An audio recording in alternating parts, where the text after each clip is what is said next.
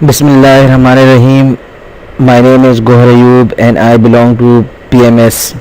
Peshawar model schools. आज हम लोग लेक्चर नंबर 1 जो कि chapter number 2 theory of quadratic equation for class 10th KPK text book board जो है शुरू करने जा रहे हैं।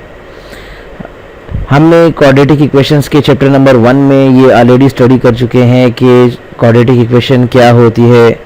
क्वाड्रेटिक इक्वेशन की टाइप्स क्या होती हैं, क्वाड्रेटिक इक्वेशन को सिंप्लीफाई करने के कौन कौन से मेथड्स हैं, और फिर उसकी कुछ टाइप्स को भी हमने स्टडी किया और उनको सिंप्लीफाई किया। अब चैप्टर नंबर 2 में हम लोग क्वाड्रेटिक इक्वेशंस के बारे में स्टडी करेंगे, कुछ फर्दर डिटेल्स उसकी कि उस क्वाड्रेटिक इक्वेशन में या क्वाड्रेटिक फार्मूला को यूज़ करते वक्त और कौन सी ऐसी चीज़ें हैं जिन्हें हम फोकस में रख सकते हैं या उनसे हम लोग फ़ायदा उठा सकते हैं या उनको जो है हमें वो आगे फर्दर जाके फ़ायदे मिल सकते हैं। तो आज सबसे पहला जो टॉपिक हम लोग शुरू करेंगे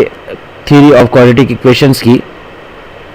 उसमें सबसे पहले हम लोग पढ़ेंगे nature of the root of any quadratic equation को स्टडी करेंगे कि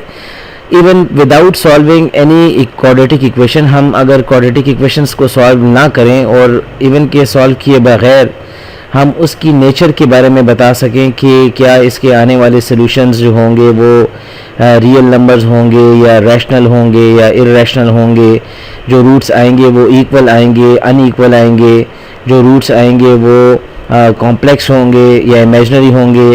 कुछ इस तरह की बातें जो हैं वो हम लोग स्टडी करेंगे कि क्वाड्रेटिक इक्वेशन में जब भी कोई किसी किस्म की क्वाड्रेटिक इक्वेशन, जो भी क्वाड्रेटिक इक्वेशन दी हो, तो उसमें हम किस तरह से बग़ैर रूट्स फाइंड किए उसकी नेचर को पहले से ही समझ सकते हैं या अंडरस्टैंड कर सकते हैं कि ये रूट्स के नेचर कैसी होगी या इस जो रूट्स इसके हम फाइंड करेंगे वो किस किस्म के होंगे। आप सामने आपकी इक्वेशन मैंने सामने लिखी हुई है क्वाड्रेटिक फार्मूला, और क्वाड्रेटिक फार्मूले के बारे में हम पहले से भी पढ़ चुके हैं कि जब हम किसी भी क्वाड्रेटिक इक्वेशन को सिंप्लीफाई करना चाहें तो उसके रूट्स को फाइंड करने के लिए हम एक क्वाड्रेटिक फार्मूला यूज़ कर सकते हैं जो कि है -b plus minus under the root b square minus 4ac whole divided by 2a। याद रखें कि इसमें जो हमारे पास स्क्वायर रूट के अंदर जो वैल्यू लिखी हुई है b स्क्वायर माइनस 4ac,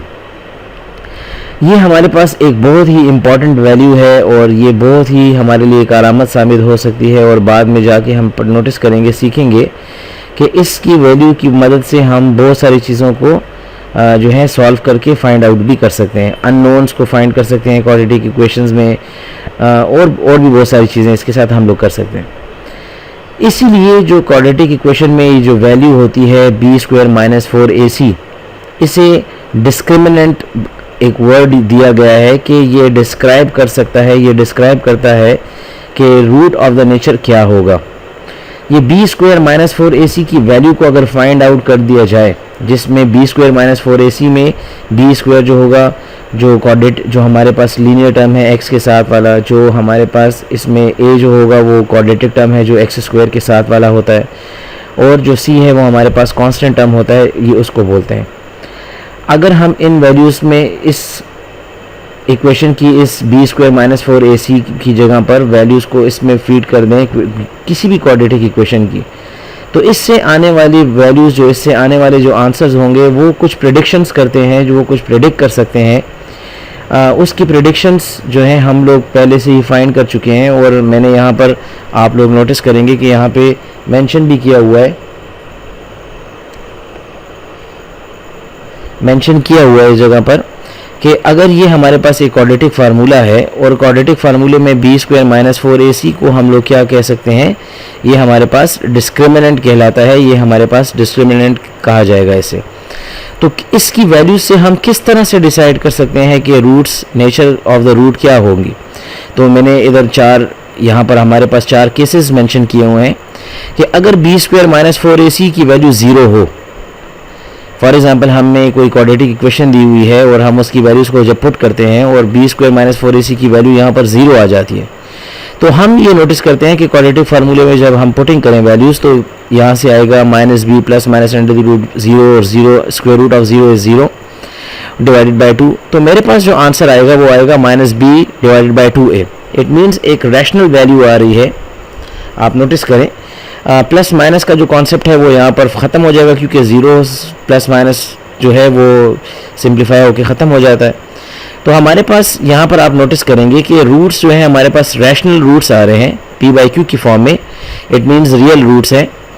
दूसरी बात, रूट्स दोनों जो आएंगे, यानी क्योंकि ये हमारे पास एक क्वाड्रेटिक इक्वेशन है तो रूट्स तो दो ही आने हैं, तो यहाँ पर जो रूट्स आएंगे वो हमारे पास एक ही रूट आएगा। इट मीन्स कि हमारे पास दो रूट्स हैं लेकिन वो दोनों इक्वल रूट्स होंगे। तो हम ये कह सकते हैं कि अगर b² - 4ac 0 के इक्वल आ जाए तो हमारे पास जो रूट्स की नेचर होगी वो रूट्स होंगे रियल भी, जो कि रैशनल होंगे खुद इटसेल्फ, और दोनों रूट्स इक्वल होंगे। फिर इसी तरह से अगर b² - 4ac की वैल्यू हमारे पास एक परफेक्ट स्क्वायर आ जाए, फॉर एग्जांपल यहाँ पे हमारे पास d² और हम परफेक्ट स्क्वायर यहाँ पे जो लिखा हुआ है एक परफेक्ट स्क्वायर है, तो आप नोटिस करेंगे कि ये d² स्क्वायर रूट से कैंसिल करेगा तो मेरे पास बचेगा -b plus minus under the root d divide by 2a। It means -b में प्लस d ऐड हो रहा है और -d में से b में से d सब्ट्रैक्ट भी हो रहा है, तो एक वैल्यू को डिफरेंट वैल्यूज़ आएंगी दो अलग अलग। -b में प्लस d ऐड करें उससे कुछ और आएगा, -b में -d ऐड करें तो उससे कुछ और वैल्यू आएगा, और डिवाइडेड बाई 2 करें तो यहाँ से भी हमारे पास दो रैशनल वैल्यूज़ आ रही हैं। और रैशनल वैल्यूज़ में हमारे पास आप नोटिस कर रहे हैं कि रैशनल वैल्यूज़ क्योंकि रियल वैल्यूज़ होती हैं, रियल नंबर्स होते हैं, और दोनों रूट जो हैं वो मेरे पास अनइक्वल आ रहे हैं, एक रूट कोई और आएगा और दूसरा रूट कोई और आएगा। फिर इसी तरह अगर हमारे पास b² - 4ac की वैल्यू लेट से एक पॉजिटिव नंबर के इक्वल आ जाए, जो कि ग्रेटर देन 0 तो हो, 0 ना हो लेकिन ग्रेटर देन 0 तो हो, लेकिन एक नंबर के इक्वल आ जाए तो, और वो परफेक्ट स्क्वायर भी ना हो, तो जब हम वो वैल्यू इधर पुट करते हैं फार्मूले में तो हमारे पास आप नोटिस करेंगे कि स्क्वायर रूट लगने की वजह से, क्योंकि ये परफेक्ट स्क्वायर नहीं होगा e की वैल्यू, तो परफेक्ट स्क्वायर ना होने की वजह से हमारे पास जो रूट्स आएंगे वो हमारे पास इर्रेशनल वैल्यूज़ आएंगी, क्योंकि इसमें इंक्लूजन है इर्रेशनल नंबर का। तो हम ये कहेंगे कि जो रूट्स इस तरह की फॉर्मेट से रूट्स जो हम जनरेट कर पाएंगे वो हमारे पास इर्रेशनल रूट्स होंगे, नंबर 1। दूसरी बात, दोनों रूट्स अलग अलग अनइक्वल होंगे और रूट्स भी दो होंगे, और इर्रेशनल है इट मीन्स के रियल नंबर्स होंगे, तो जो कि मैंने नीचे मेंशन भी किया हुआ है, आपको नज़र आ रहा होगा कि roots are real, irrational and unequal. For example हमारे पास b² - 4ac की वैल्यू को जब सिंप्लीफाई करें और वो एक नेगेटिव वैल्यू आ जाती है, और नेगेटिव वैल्यू स्क्वायर रूट के अंदर जब हम सिंप्लीफाई करते हैं, ये हम लोग चैप्टर नंबर 2 9th क्लास में पढ़ चुके हैं कि ये एक इमेजिनरी वैल्यू होती है, वो कॉम्प्लेक्स नंबर्स की तरफ इसको लेकर जाता है, आयोटा की वैल्यूज़ में कन्वर्ट करेंगे। इट मीन्स कि हमारे पास यहाँ से दो रूट्स आएंगे, एक -b plus under the root f iota whole divided by 2, और एक वैल्यू आएगी -b minus under the root f whole divided by iota under the root 2a, ये एक सेकंड वैल्यू आएगी। जो दोनों वैल्यूज़ में आयोटा इंक्लूड होगा इट मीन्स ये इमेजिनरी वैल्यूज़ होंगी, और इस दफ़ा रियल रूट्स नहीं होंगे, इमेजिनरी रूट्स होंगे, और रियल रूट्स के अलावा हमारे कॉम्प्लेक्स रूट्स के अलावा इसमें वो दोनों के दोनों रूट्स आपस में एक दूसरे के कंजुगेट्स होंगे, मतलब ये कॉम्प्लेक्स कंजुगेट्स एक दूसरे के हमें जो है वो फाइंड आउट कर पाएंगे। दोनों अनइक्वल होंगे, यानी दोनों दो रूट्स आएंगे और दोनों के दोनों इमेजिनरी रूट्स होंगे। अब इस जो हमने ये जो बात की यहाँ पर कि b² - 4ac यानी डिस्क्रिमिनेंट की वैल्यू जो है वो हमें नेचर ऑफ द रूट जो है डिसाइड करके देती है। अगर उसको हम इन नटशेल देखें तो वो कुछ इस तरह से होगा कि b² - 4ac is called discriminant if it is greater than 0, the roots are 2, it means they will be unequal and real solutions. अगर b² - 4ac आर 0, वो अगर 0 के इक्वल आ जाता था तो एक ही रूट आएगा, इट मीन्स रिपीटेड रूट होगा और रियल सोल्यूशन होगा। And if it is less than 0, अगर वो 0 के से लेस होगा इट मीन्स नेगेटिव वैल्यू आएगी, तो हमारे पास हमने नोटिस किया था कॉम्प्लेक्स रूट्स आएंगे और दो ही रूट्स हमारे पास आएंगे, और वो दोनों रूट्स आपस में एक दूसरे के कंजुगेट्स होंगे। ये हमने एक चार्ट देख लिया कि हमारे पास डिस्क्रिमिनेंट जो है वो हमें ये डिसाइड करके देगा कि हमारे पास गिवन इक्वेशन के रूट्स किस किस्म के होंगे। तो आइए चलते हैं और इसकी कुछ एग्जांपल्स करते हैं। आप यहाँ पर देख सकते हैं कि हमारे पास एक इक्वेशन लिखी हुई है x² - 5x + 5 = 0, जिसके रूट्स को हम लोगों ने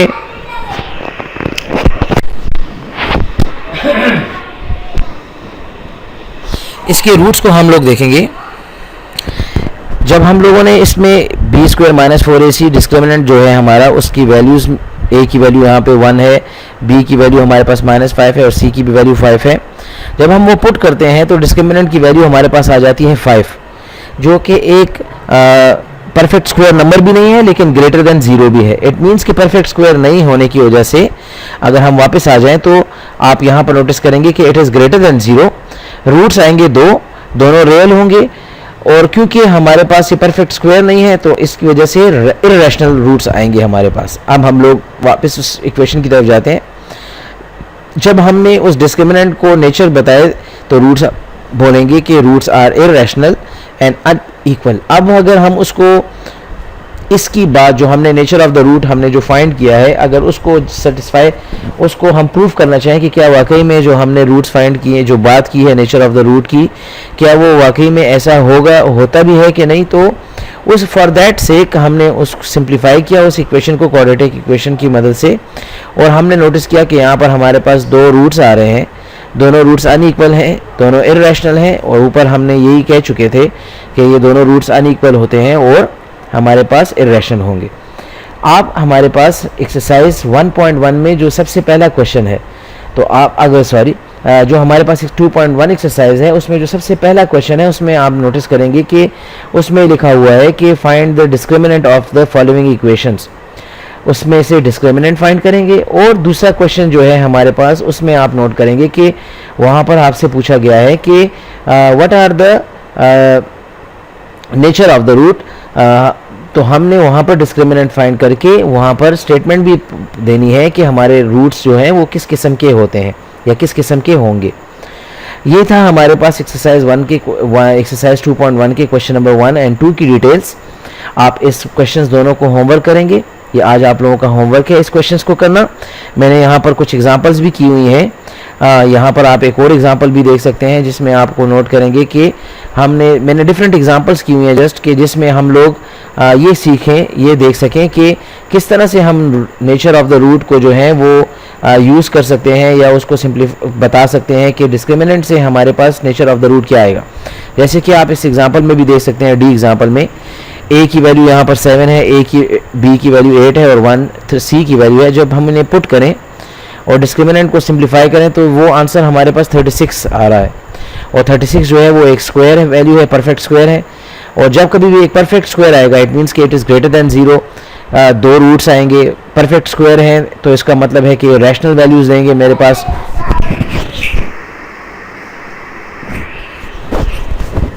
ये हमारे पास 2 रूट्स आएंगे और हमारे पास परफेक्ट स्क्वायर होने की वजह से दोनों अनइक्वल भी आएंगे और रैशनल भी आएंगे। तो इससे हम इसी तरह से हम लोगों ने एक्सरसाइज 2.1 के उन क्वेश्चंस को, क्वेश्चन नंबर 1 और क्वेश्चन नंबर 2 को भी सिंप्लीफाई करना है। अगर आपको अभी भी कोई किसी किस्म का प्रॉब्लम हो तो आप हमें कमेंट कर सकते हैं और आप हमें व्हाट्सएप पे भी कांटेक्ट कर सकते हैं। आज के लिए सिर्फ इतना ही। Thank you very much. इंशाल्लाह फिर आपके साथ मुलाकात होगी। अस्सलाम वालेकुम।